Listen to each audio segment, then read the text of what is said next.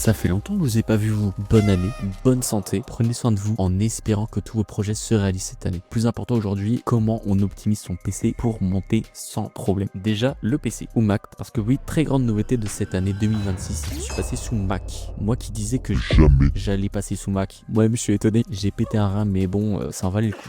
Le choix de la machine, c'est très important. Prenez le temps et demandez conseil sur des Discord, c'est très important. Si tu as des rushs en 4K, fais des proxys en fait, juste directement. Vous libérez du poids sur cette machine qui pourrait être consacré ailleurs. Donc dans tous les cas, c'est bénéfique pour vous. Puis si vous avez une très bonne machine, les proxys ça prendra 2 secondes. Vraiment, dans la majorité des cas, si tu es en 4K et que tu fais pas de proxy, tu vas avoir énormément de mal. Ça te prendra un petit peu de temps. Après, tu me diras merci, franchement. Ferme toutes tes applis non nécessaires au montage. Ça peut être les jeux vidéo, ça peut être aussi des applis gourmandes, ça vous prend de la RAM, du processeur, limite peut-être de la carte graphique, et du coup en fait il pourra pas se focaliser sur le montage en fait en lui-même. Autre chose aussi, lis ta prévisualisation en 1/2 ou 1/4, ce sera plus fluide en fait quand tu liras. Et surtout, libère du stockage de disques. Je connais des gens, bordel, vous avez littéralement 10 gigas restant sur vos disques durs, alors que Premiere Pro il est stocké. Au fur et à mesure, ça va juste déborder à un moment. C'est pour ça aussi que c'est très important d'avoir au moins 1 Tera de stockage, grand minimum 500 gigas de stockage,